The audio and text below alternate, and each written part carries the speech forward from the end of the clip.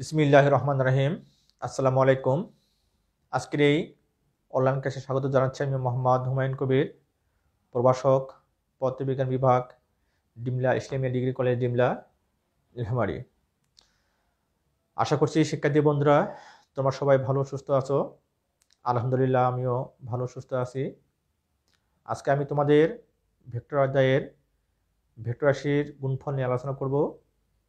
তো ভেক্টর রাশির গুণফল মূলত দুই ধরনের, একটি হলো স্কেলার গুণন বা ডট গুণন, অপরটি হলো ভেক্টর গুণন বা ক্রস গুণন।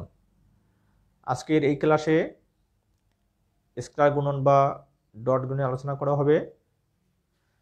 তো আসো আমরা শিখি কীভাবে স্কেলার গুণন এবং ডট গুণের মান বের করতে হয় এবং এর সংজ্ঞা কী এবং কোন শর্তে দুটি ভেক্টর পরস্পর লম্ব হয় তা নিয়ে আমরা আলোচনা করব। তো শিক্ষার্থী বন্ধুরা এখানে দুটি ভেক্টর দেখানো হবে। এই ভেক্টর দুটি আমরা ধরব ভেক্টর এ এবং ভেক্টর বি। ধরলাম এটি ভেক্টর এ এবং একটি হলো ভেক্টর বি, যা আলফা কোণে আনত। ভেক্টর এ এবং ভেক্টর বি আমরা কি করব? স্কেলার গুণন করব বা ডট গুণন করব। এই জন্যে দুই ভেক্টরের মাঝামাঝি একটা দিতে হবে চিহ্ন, যাকে আমরা ডট চিহ্ন বলতেছি, যেটা একটা বিন্দুর মতো দেখতে। তাহলে এ ডট বি ইকুয়াল লেখা যাবে ভেক্টর এ বি এবং লেখা যাবে কস আলফা, যেখানে এ হলো ভেক্টর এর মান, বি হলো ভেক্টর বি এর মান এবং আলফা হলো দুই ভেক্টরের মধ্যবর্তী কোণ, যা কোসাইনের গুণফলের সমান। এখন আমরা শিখব স্কেলার গুণন কাকে বলে। যদি দুটি ভেক্টরের ডট গুণফল একটি স্কেলার রাশি হয় তাহলে উক্ত গুণফলকে বলা হবে স্কেলার গুণন বা ডট গুণন। এই গুণফলের মান হবে ভেক্টর দুটির মান এবং তাদের মধ্যবর্তী কোণের কোসাইনের গুণফলের সমান। এখানে একটা জিনিস খুব ভালোভাবে মনে রাখতে হবে, দুটি ভেক্টরের ডট গুণন অবশ্যই হবে একটি স্কেলার রাশি এবং তাদের মধ্যবর্তী কোণটা হবে ভেক্টর দুটির মান গুণ করতে হবে এবং সঙ্গে ওই কোণের কোসাইনের গুণফলের সমান হবে। যেখানে এ হলো ভেক্টর এর মান, বি হলো ভেক্টর বি এর মান, আর আলফাটা হলো দুই ভেক্টর মধ্যবর্তী কোণ এর কোসাইনের গুণফলের সমান। তো শিক্ষার্থী বন্ধুরা এখান থেকে আমরা দুটি জিনিস বের করতে পারি। একটি হলো A cos alpha equal vector A dot vector B ভাগ হবে বি, এবং 2 নম্বর দিয়ে হচ্ছে বি কস আলফা ইকুয়াল লেখা যাবে vector A dot vector B ভাগ লেখা যাবে এ। তো শিক্ষার্থী বন্ধুরা ফিজিক্সে এই দুটি একটি সুন্দর নাম আছে। এটি হলো ভেক্টর বি এর উপর এ এর উপাংশ, আর এর নাম হলো ভেক্টর এর উপরে বি এর উপাংশ। যদি পরীক্ষায় কোনো অঙ্কে চাওয়া হয় যে ভেক্টর বি এর উপর এর উপাংশ বের করো, তাহলে অবশ্যই আমাকে এ কস আলফা মান বের করতে হবে। যদি অঙ্কে চায় ভেক্টর এর উপরে বি এর উপাংশ বের করো, অবশ্যই আমাকে বি কস আলফা মান বের করতে হবে, যার মান দুটি এখানে লেখা আছে, তোমরা এগুলো টুকে নিতে পারো। এগুলোতে বেশ অঙ্ক তোমাদের পরীক্ষায় আসে, যেগুলো তোমাদের কীভাবে সলভ করতে হবে বা কীভাবে হয় তা আমি এখানে তোমাদের একটু ধারণা দিচ্ছি। তো শিক্ষার্থী বন্ধুরা এখানে হচ্ছে এ কজ আলফা হলো এ এর উপাংশ আর বি কজ আলফা হলো বি এর উপাংশ। এখানে তোমরা লক্ষ্য করো এটি হলো ভেক্টর বি, এটি হলো ভেক্টর এ, যাদের মধ্যে কোনটা হলো আলফা। এখন আমি কি করব, ভেক্টর এ হতে বি এর উপরে লম্ব আট করব।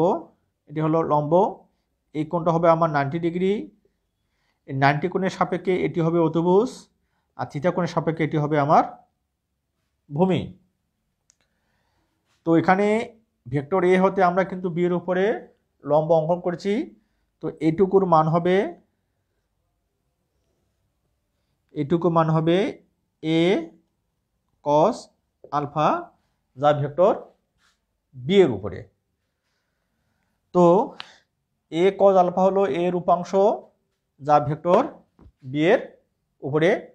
যে পরীক্ষায় চাওয়া হয় যে ভেক্টর বি এর উপরে এর উপাংশ বের করো, তাহলে আমাদের অবশ্যই এ কস আলফা মান বা বের করতে হবে, যার মান হবে এ ডট বি ভাগ হলো বি।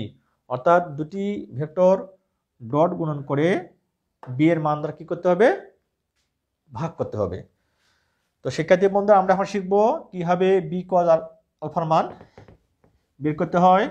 এখানে বি কজ আলফা হলো বি এর উপাংশ, যা ভেক্টর এ এর উপরে। তো লক্ষ্য করো এখানে